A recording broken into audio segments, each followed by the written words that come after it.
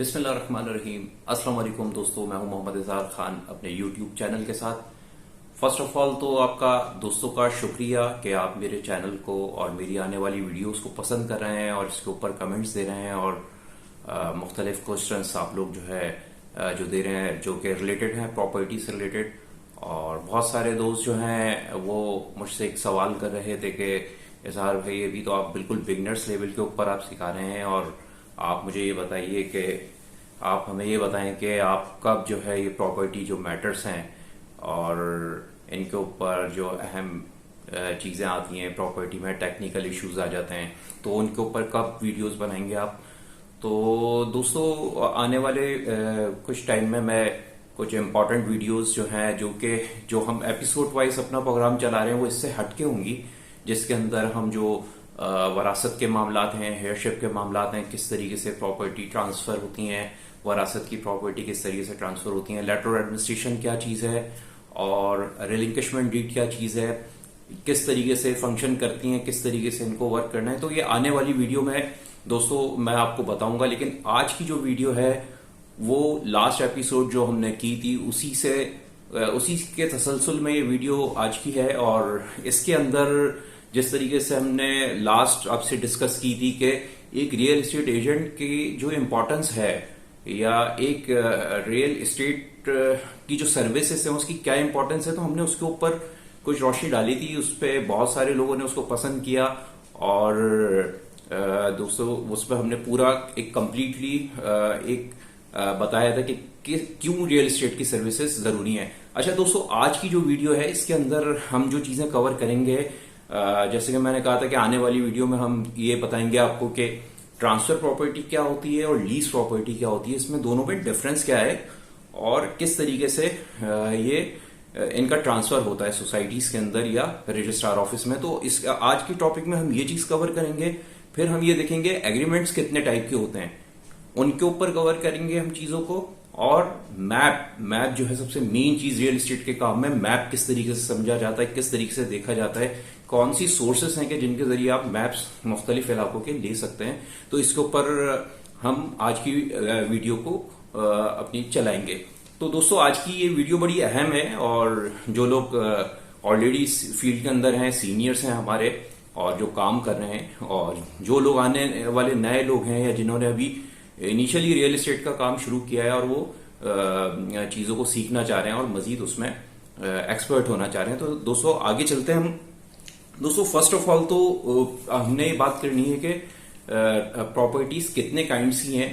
तो दोस्तों देखें क्योंकि मैं कराची में हूं और कराची से रिलेटेड जो हमारी सोसाइटीज हैं या जो यहाँ का सिस्टम है, वैसे तो ओवरऑल पूरे पाकिस्तान का एक ही जैसा सिस्टम है, लेकिन अगर हम कराची की बात करें या हम पाकिस्तान की बात करें तो दो तरह की प्रॉपर्टीज होती हैं जो कि अगर हम रेजिडेंशियल पॉइंट ऑफ व्यू से बात करते हैं तो रेजिडेंशियल प्रॉपर्टीज में भी दो तरह की प्रॉपर्टी हैं। एक लीज प्रॉपर्टी होती है, एक ट्रांसफर प्रॉपर्टीज होती हैं। ट्रांसफर प्रॉपर्टीज कौन सी होती हैं? जिसको आप जाते हैं और ट्रांसफर कराते हैं किसी भी बिल्डर से, किसी सोसाइटी से, किसी डेवलपर से जो आप बुकिंग कराते हैं उसके प्रोजेक्ट में, जो भी आप लैंड ले रहे हैं, फ्लैट ले रहे हैं, अपार्टमेंट है आपका या शॉप है या आपने बेंगलो बनाया हुआ है या घर बनाया हुआ है, तो वो जब तक लीज नहीं हुआ तो उस प्रॉपर्टी को जो ट्रांसफर करेगा वो वहां का बिल्डर, वहां का डेवलपर और वहां का जो भी जिसने बुकिंग की है, जिसने प्रोजेक्ट बनाया वो इसको ट्रांसफर करेगा। जैसे हमारे कराची में केडीए है, एलडीए है, एमडीए है और डिफरेंट और इदारे हैं, डीएचए है। तो जब तक ये प्रॉपर्टीज ट्रांसफर नहीं हो जाती तो आपने जो भी ट्रांजैक्शन करनी है सेलिंग बाइंग की वो ट्रांसफर होगी उस सोसाइटी के अंदर। आप जाएंगे, उनका पूरा प्रोसीजर अडॉप्ट करेंगे, जो भी वो प्रोसीजर आपको बताते हैं, जो डॉक्यूमेंट्स वो देते हैं। अमूमन इंडेमनिटी बॉन्ड्स होते हैं, न्यूज़पेपर नोटिफिकेशंस होते हैं और मुख्तलिफ सोसाइटियों ने मोर और लेस तकरीबन सिस्टम यही है एक जैसा, लेकिन कुछ सोसाइटीज की कुछ ज्यादा रिक्वायरमेंट होती है, कुछ कम होती है। तो दोस्तों ये हो गई आपकी अनलीज प्रॉपर्टी या जिसको हम ट्रांसफर प्रॉपर्टी कहते हैं। ये प्रॉपर्टी आपने बिल्डर के ऑफिस से ट्रांसफर करानी है। दूसरी प्रॉपर्टी जो काइंड है वो लीज प्रॉपर्टी है और लीज प्रॉपर्टी का जो ट्रांसफर है वो कंसर्न जो भी आपका एरिया है, जैसे कराची है, कराची के अंदर टाउन्स बने हुए हैं, लेट सपोज गिडाप टाउन है गुलशन टाउन है, गुलशन के अंदर भी 2 टाउन्स हैं, इसी तरीके से गिटाब के अंदर टाउन्स हैं, डिफेंस का अलग टाउन है। तो जो कराची की जितने भी डिवीजन हैं उनके मुख्तलिफ टाउन्स हैं और उस एरिया की ट्रांसफर लीज प्रॉपर्टी के वो कंसर्न रजिस्ट्रार के ऑफिस में ट्रांसफर होते हैं, रजिस्ट्रेशन होती है। आप सेल डीड के जरिए ट्रांसफर करते हैं, गिफ्ट डीड के जरिए ट्रांसफर करते हैं। इसी तरीके से जो वरासत की प्रॉपर्टीज हैं वो रजिस्ट्रार ऑफिस से भी ट्रांसफर होती हैं, नादर के डिपार्टमेंट से भी ट्रांसफर होती हैं और कोर्ट से भी होती हैं। तो दोस्तों ये लीज और ट्रांसफर की जो डिफरेंस है, अच्छा लीज प्रॉपर्टी में क्या चीज होती है, लीज प्रॉपर्टी को जब आप ट्रांसफर कराते हैं उसके बाद इसको म्यूटेट कराना जरूरी है। म्यूटेट मतलब इसको मोटेशन कहते हैं।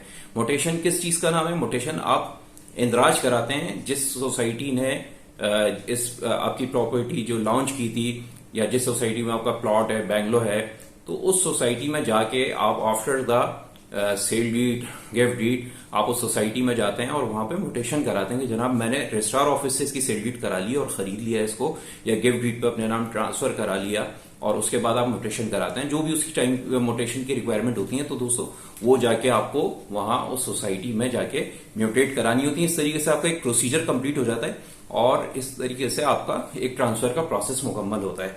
अब अगर हम बात करें एग्रीमेंट्स कितने तरह के हैं दोस्तों, एग्रीमेंट्स, अब एग्रीमेंट की जो काइंड्स हैं वो बेपनाह काइंड्स हैं, लेकिन हम चूंकि प्रॉपर्टी से रिलेटेड ये वीडियोस बना रहे हैं, हमारा सेगमेंट जो है वो प्रॉपर्टी से रिलेटेड है। तो दोस्तों प्रॉपर्टी के अंदर देखें जो कॉमनली जो यूज होता है जब आप ट्रांजेक्शन करते हैं वो है सेल एग्रीमेंट। सेल एग्रीमेंट क्या चीज है? सेल एग्रीमेंट 2 तरह के सेल एग्रीमेंट होते हैं। जब इनिशियली आप कोई डील करते हैं किसी से तो आप उसको पार्ट पेमेंट कहते हैं। पार्ट पेमेंट का मतलब ये होता है कि आपने जो एक अमूमन जो हमारे यहाँ एक रूल बना हुआ है कि जब आप किसी भी प्रॉपर्टी की डील करते हैं, फर्स्ट ऑफ ऑल तो आप एडवांस मनी देते हैं। एडवांस किसको कहते हैं? टोकन मनी को कहते हैं। टोकन मनी रिलेटेड होती है आपने कोई प्रॉपर्टी किसी को दिलाई है या बिकवा रहे हैं आप उसकी प्रॉपर्टी, तो फर्स्ट स्टेप होता है कि आप छोटा सा एक अमाउंट देते हैं, जो भी 10, 20, 25, 50 हजार रुपए का डिपेंड करता है आपकी प्रॉपर्टी की कितनी बड़ी ट्रांजैक्शन हो रही है। वो आप पैसे देते हैं, उसके अगेंस्ट आपको जो सेलर पार्टी है वो प्रॉपर्टी डॉक्यूमेंट देती है और उसको क्रॉस करके देती है, फॉर वेरिफिकेशन लिखती है। आप जाएं जिस सोसाइटी का ये प्लॉट है या जिस सोसाइटी में ये लाई करती है प्रॉपर्टी, आप उस कंसर्न सोसाइटी में जाएं और इसको वेरीफाई कराएं। वेरिफिकेशन, आफ्टर वेरिफिकेशन जो प्रोसेस है वो है उसके बाद पार्ट पेमेंट का। पार्ट पेमेंट क्या है? बेसिकली एक एग्रीमेंट है, एक कॉन्ट्रैक्ट है, तो उसके अंदर आप फिर टर्म्स डिसाइड करते हैं। टर्म्स डिसाइड क्या होती हैं? लेट्स सपोज कि मैंने कोई प्रॉपर्टी खरीदी है मिस्टर एबीसी से, तो मिस्टर एबीसी ने मुझे प्रॉपर्टी, लेट्स सपोज उन्होंने कहा ये जनाब 1 लाख रुपए में प्रॉपर्टी मैं दे रहा हूं, और मैंने कहा ठीक है जी 1 लाख रुपए में प्रॉपर्टी मैं लेने को तैयार हूं, और मैंने उसके अगेंस्ट 10,000 रुपीज टोकन दिया था। अब मुझे 90,000 रुपीज की पेमेंट करनी है, तो 90,000 की पेमेंट में मैंने कहा मैं कुछ अमाउंट आपको 20,000 या 25,000 और देना चाहता हूं। फिर हमने क्या किया, एक पार्ट पेमेंट एग्रीमेंट हमने ड्राफ्ट किया। उस एग्रीमेंट के अंदर seller, buyer, sale consideration, duration, time duration, और उसके बाद विटनेसेस और सिग्नेचर्स, ये सारी चीजें जब आप करते हैं उसमें टर्म्स डिसाइड करते हैं कि आप इतने दिन में पेमेंट करेंगे, और अगर आप पेमेंट नहीं करते तो क्या बाइंडिंग्स हैं। तो लीगली एक दूसरे को बाइंड किया जाता है। इसको हम कहते हैं एग्रीमेंट या एक तरीके का कॉन्ट्रैक्ट कहते हैं, जिसके अंदर दोनों एक दूसरे पे लीगली बाइंडिंग्स होती हैं कि आपने उनको पोजीशन हैंडओवर करना है सेलर एंड के ऊपर, और बायर ने उस सर्टेन टाइम पीरियड जो भी आपने एग्रीमेंट में मेंशन किया है वो आपने उस दौरान में उसको पेमेंट अरेंज करके आपने पे करनी है। ये तो जनाब वाली हो गया पार्ट पेमेंट एग्रीमेंट। उसके बाद जब हमारा फाइनल ट्रांसफर का टाइम आता है तो उस टाइम में आप full and final sale agreement बनाते हैं। सेल एग्रीमेंट के अंदर full and final sale agreement और पार्ट पेमेंट एग्रीमेंट की टर्म्स में और जो कंडीशंस होती हैं उसमें टर्म्स एंड कंडीशन जिसको कहते हैं लिखी होती हैं, उसमें दोनों में फर्क है। पार्ट पेमेंट एग्रीमेंट में हर चीज आप आने वाले टाइम की बात करते हैं कि मैं फला तारीख को ये काम करूंगा, फला तारीख को पेमेंट करूंगा, अगर आपने पेमेंट नहीं की तो क्या होगा, अगर टाइम पे पेमेंट आपने पोजीशन देना है किस तरीके से, उसमें पूरा प्रोसीजर अडॉप्ट किया जाता है उस स्पेसिफिक डे के लिए जिस दिन आपने पेमेंट करनी है। फुल एंड फाइनल एग्रीमेंट क्या है? फुल एंड फाइनल वाले एग्रीमेंट वाले दिन क्या है, उसकी टर्म्स में कुछ इस तरीके से होती हैं कि सेलर ने पीसफुल पोजीशन आपको हैंड ओवर कर दिया, आपने उसको पेमेंट हैंड ओवर कर दी, तो उससे रिलेटेड सारी क्लॉजेस होती हैं वो आपको अगर जैसे चाहिए तो वो मैं आपको, आप मुझे कमेंट्स करें, उसमें मैं आपको ईमेल आईडी दें, मैं आपको उसके फॉर्मेट्स भेज सकता हूँ। तो ये चीजें हो गई full and final agreement. Full and final agreement के वक्त आपको क्लाइंट जो है आपका सेलर, उसको आपने कंप्लीट पेमेंट देनी होती है, उसने आपको फाइल हैंडओवर करनी होती है। कंसर्न सोसाइटी में आप लोग जाते हैं, ट्रांसफर कराते हैं। अगर वो अनलीज प्रॉपर्टी है तो आप बिल्डर के ऑफिस में जाएंगे, और अगर वो लीज प्रॉपर्टी है तो आप रजिस्ट्रार ऑफिस में जाएंगे। इस तरीके से ये एग्रीमेंट है। अच्छा, एग्रीमेंट्स की काइंड्स में ये तो सेल एग्रीमेंट की काइंड है, इसी तरीके से लीज एग्रीमेंट होता है, टेनेंसी एग्रीमेंट होता है। टेनेंसी एग्रीमेंट को किरायानामा भी बोलते हैं हमारे यहाँ।